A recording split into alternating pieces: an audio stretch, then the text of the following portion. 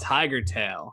Alan Yang, the Master Nun co-creator, Parks and Rec writer, and uh, overall seems like pretty thoughtful guy, dropping this tale about the story about immigration and Tell about love. tigers, right? The sequel to Tiger King, Carol Baskin, right? There actually was a Tiger King like eighth episode dropped with Joe McHale following up with people who were interviewed, Oh, seeing where that's they're why at Joel today. McHale was trending. I didn't bother checking out what that was. Yeah, people were roasting him because they were saying he was too mean to the Tiger King people. I really could care less how mean he is to the Tiger King people. Mm-hmm. But anyways, um, Dave, Tigertail, is this a good movie? I liked it a lot, man. At the end, man, I was moved. Yeah, I did like it. It's quite short. It's only like sub 90 minutes, right? Like 80 something minutes. Mm-hmm. I didn't expect, but I thought Alan really told the story well. It's a biographical in a certain sense about his father, about his father's journey from Taiwan to America in the 60s and that immigrant experience. But ultimately, it's just a really personal story. And, I thought the acting was really great, even though no one's really famous in this film. I guess Zima is the most notable one just because he was the dad in The Farewell. So he's a little more recognizable. But I thought everyone was really great. And I just found it moving at the end. What about you? What did you think? I thought this was, it's funny. Expectations play such a big part into how you see these things. Definitely. And how you experience them. I thought it was really well written, really well told. I appreciated that it was succinct, that they didn't, that also feels in line with the personality and perspective and way that many people from that culture try to present themselves as very like put together, very like we got this out in public. And that's kind of how the tale is told and how the dad even presents himself in this movie. So it felt in line. I wouldn't say I necessarily enjoyed all of it. I think there were some parts that I was left feeling pretty frustrated with. And I think that's kind of what he wanted you to feel at points. Like, man, I just wanted to be like, why are you moving to America right now? Like, you obviously have so much better stuff going on over here. Like, please don't do this.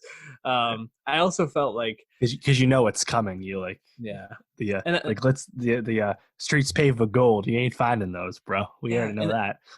And I think that's the thing is that this tale of immigration, I think, is so personal, but also representative of a lot of the struggles that immigrants have moving and establishing themselves in a country where they don't already have those seeds sown for them. And it is a very frustrating and lonely and difficult experience. And it wasn't a fun journey to be on all the time. And I think that left me really not enjoying the movie at points, but that goes back to the writing and acting in this is fantastic. And those parts that are moving, those moments of joy are just, they stand out so much. And I found myself savoring those moments so much more. Right. Oh man, there's a lot to really dig into here. Yeah, well, I think that's a great point. Yeah, the when things are going well is when I'm enjoying it the most. Like at the end, I had a huge smile on my face when what's his Ping G? Yep. When he connects with Yon, back on Facebook, and then they meet. I was like, oh wow, this feels earned. This is really warm, and just seeing how his whole demeanor changed as he like found his soul again, that was awesome. Compare that to in the beginning when they're obviously the young selves are like at that like dance club scene. I was like, oh, this is great, man. This is some 60s romance straight heat right here. I love this. Or them singing Otis Redding sitting by the dock of the bay together, like in the woods. I was like, oh my god, I'm like loving every second of this. But then like you go to that moment with Yun when they're older and when they finally meet up and she says, yeah, my husband, blah blah, and like my heart literally sank because I was like, what the fuck, man, you two are supposed to end up together. Like this is that real shit. But right. those moments of joy are too short in this movie sometimes for me. I wish there was more of it. Sure. I appreciate that Jen, his like arranged wife. I appreciate that she like got like perspective and time in the story. Like obviously it's not her story really, but like when she meets the woman at the laundromat and they become friends and start hanging out and having tea and stuff, like hearing her perspective, and it's like, yeah, it's like this is not this is going to shit. It's pretty abundant to the viewer and to both parties, or at least to Jen, and you know, so I like seeing that. And then I guess maybe the biggest pain point in the movie structurally is just having the presence of the daughter, the adult daughter, later, just because she's bringing her own conflict, and that's used to kind of like connect them at the end. But you haven't been around her enough to really invest in that. You're kind of just being told a lot of it. So maybe that's an area that if the movie had a longer runtime, it could have fleshed out a little bit more. Because ultimately, it's not her story, the movie, you know. But yeah. I still really liked it because I think the ending was really great.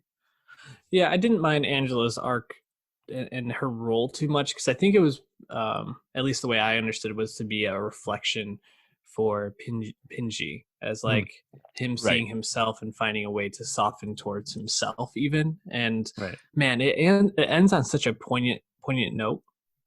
When they're standing in Taiwan, and he's like, yeah, this is that we used to dance right down there, and nothing is the same as it used to be. And he just like puts his head in his hand, and I was like, oh fuck, that really hit me like so perfectly. And it felt so, again, in line with all the characters, all the cultural pieces of it. It just felt so rich. I thought it was really well told, and the writing and acting in this I think is superb.